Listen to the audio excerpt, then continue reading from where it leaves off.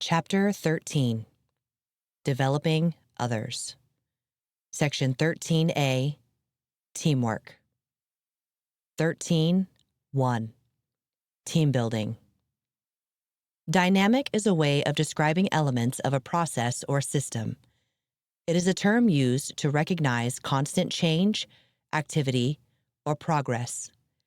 Dynamic can also be used to describe a force that stimulates change or progress. As airmen, we must know and understand our leaders, peers, and subordinates. In team environments, we must know the right approaches to building effective teams and cultivating a healthy, dynamic team spirit. The spirit in which a team operates will influence every stage of team development and can ultimately determine whether goals are met. Healthy teams are high-performing teams that most often have a foundation of trust, communication, and cooperation. While each is essential in building a healthy team spirit, trust is at the core of all healthy team interaction. Team members must feel comfortable with and confident in one another to be able to fully participate. Positive group member behavior is essential for a team to accomplish its goals. Team members do not often immediately form strong bonds for trust, communication, and cooperation. There are typically stages that teams experience before rising to the level of becoming highly functional, productive teams. Trust. Teamwork requires a high degree of trust. Team members must share mutual confidence in the integrity and ability of teammates. They also need to feel comfortable enough to take risks, think outside the box, and share their thoughts and ideas without fear of being shut down or discounted. Freedom to communicate openly, honestly, and directly within the group is the hallmark of a trust-based team.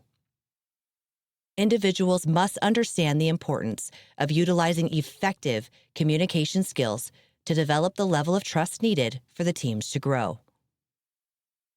Nothing reduces trust in a group faster than members saying one thing within the group and something else outside the group. When members are assertive enough to say what they need to say directly to the appropriate people and to refrain from talking behind each other's backs, trust is enhanced. Suzanne Zoglio, author of Teams at Work. Creating trust among team members requires professional working relationships, professional behavior, and a desire to achieve established objectives. Dialogue and feedback must be exchanged between members in an open and sincere manner without fear of harsh criticism. Team members should respond to one another with inclusion, receptivity to inputs, and information sharing. It's true, there's honesty and then there's brutal honesty. Feedback, critical thinking, and disagreements can be exchanged among team members without being brutally honest or offensive. Leaders can promote a trusting atmosphere by valuing individual differences and encouraging open and honest communication. Leaders empower their teams to solve problems innovatively through a shared sense of collaboration that is free of self-preservation and personal bias. Leaders should focus their efforts on setting the right tone for developing trusting relationships, communicating openly and honestly, knowing and establishing a good rapport with team members, and discouraging cliques or divisions within the team. In other words, team leaders should set the example and lead by example. Communication. Teams must communicate. Team members need to safely assert themselves and share their ideas. Teams that don't allow honest, open sharing quickly lose their effectiveness. As a result, some team members may purposely withhold vital information or disengage from the team. This may cause confusion, frustration, and the inability to complete tasks within teams.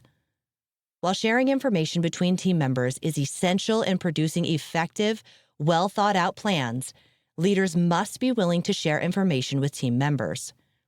When leaders hold on to information, they can create an inaccurate, incomplete, or totally wrong picture of the expected outcome to team members. Information sharing yields better results. Leaders can increase team success by giving members complete access to all necessary data, discouraging the discounting of ideas and feelings, and encouraging the practice of active listening and valuing individual differences. Cooperation.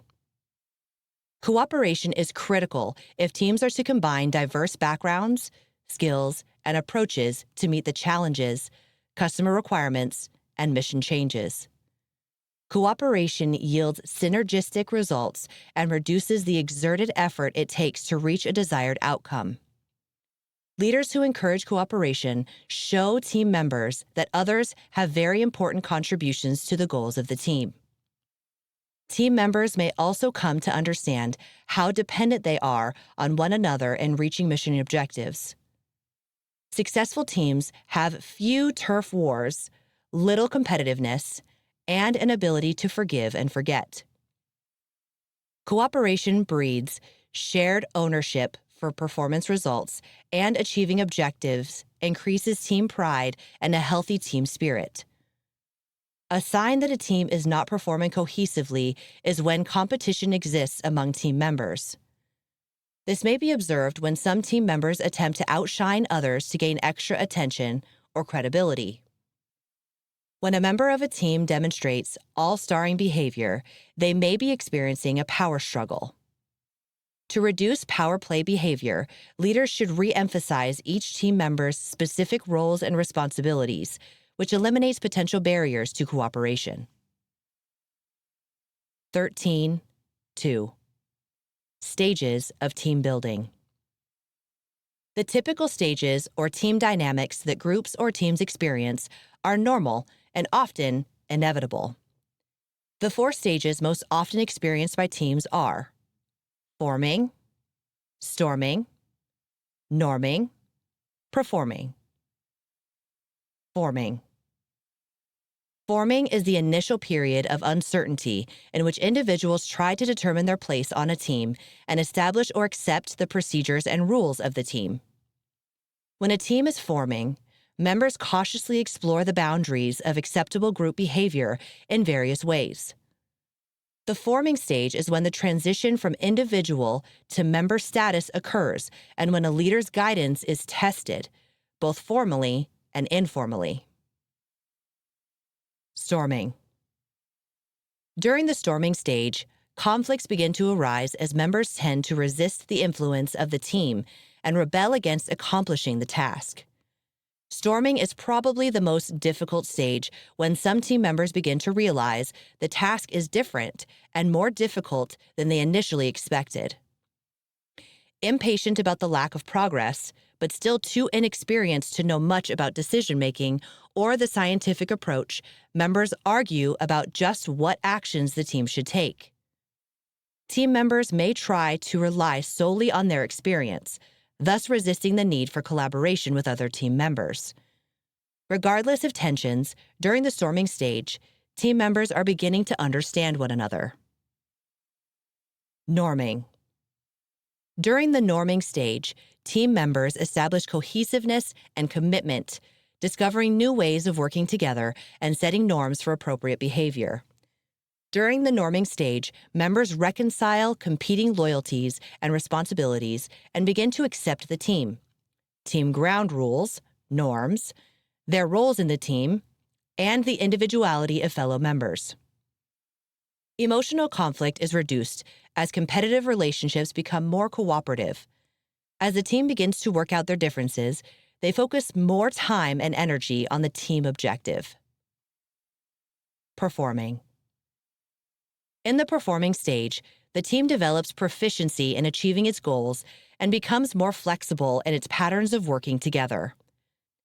By the performing stage, the team has settled its relationships and expectations and can begin diagnosing and solving problems and choosing and implementing changes. At last, team members have discovered and accepted each other's strengths and weaknesses and learned and embraced their roles. In the performing stage, the team can be considered to be an effective, cohesive, and productive unit.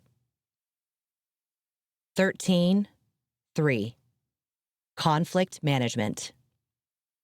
Conflict is inevitable in every organization and is often necessary to reach high levels of performance. Conflict involves differences between parties that result in interference or opposition.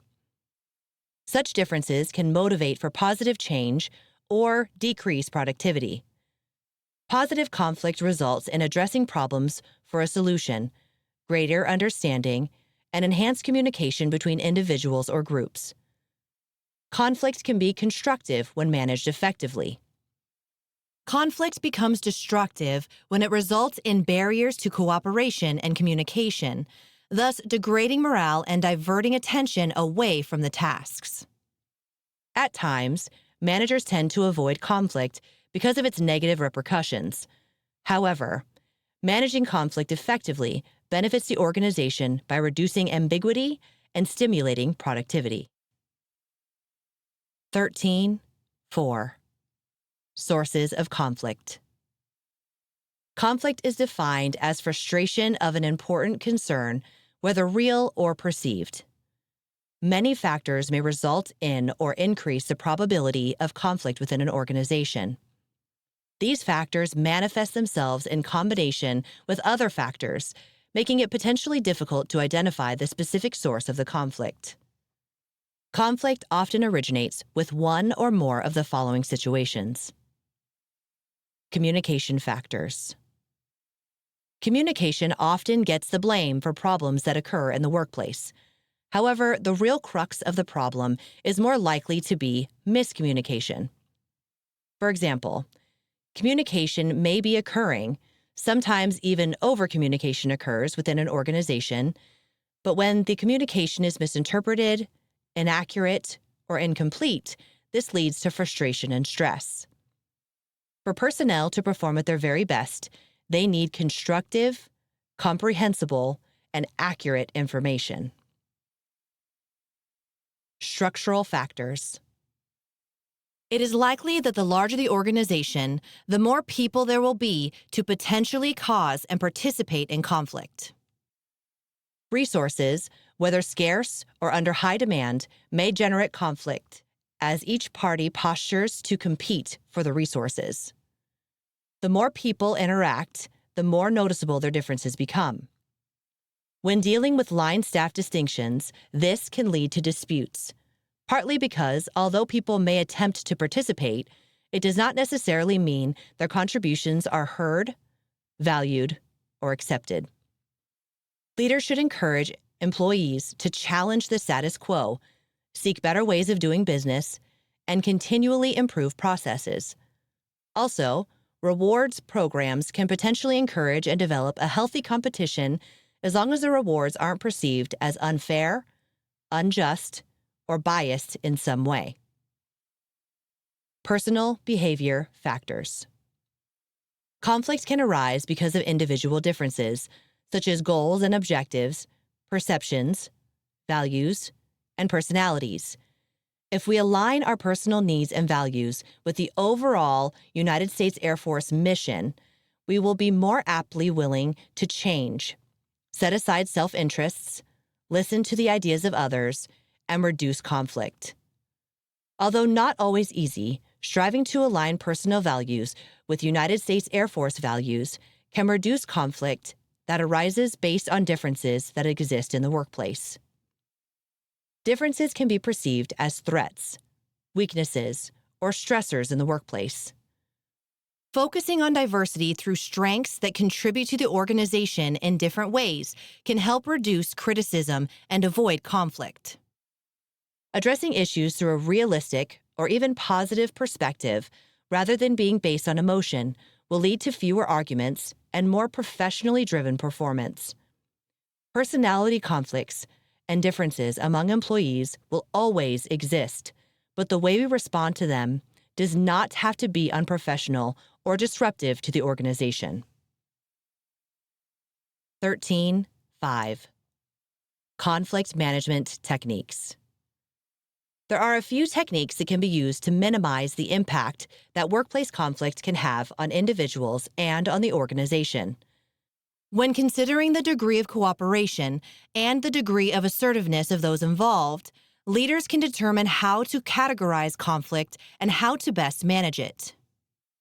Cooperation refers to how willing or unwilling a person or group is to satisfy the other's needs.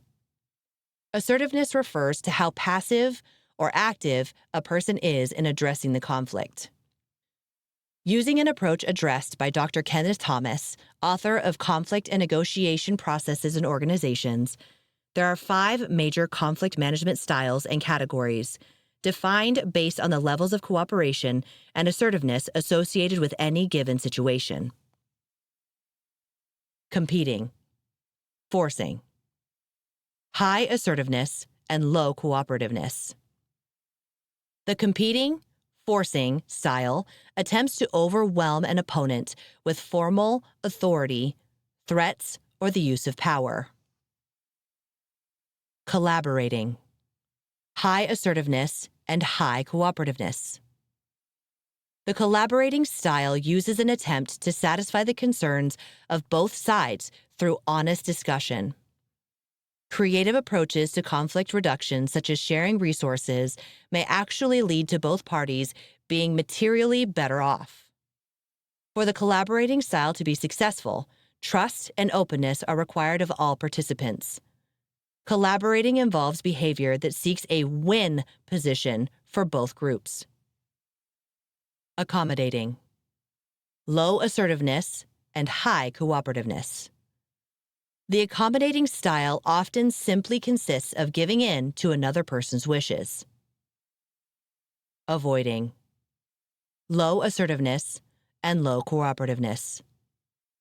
The avoiding style appears to indicate a neutral position of participants, which can often lead to things working themselves out, but can also result in an escalation of a situation by allowing it to go unresolved. Compromising, some assertiveness, and some cooperativeness. The compromising style requires a willingness of both parties to change, adjust, or give something up. Compromising involves behavior that seeks to partially satisfy both parties' desires and resolves a conflict. Note: all situations are unique, depending on the individuals involved, the criticality of the issues, and the urgency of the situations. When considering each of the conflict management styles, consider the who, the stakes, and the situation to determine the best approach to take to resolve conflict.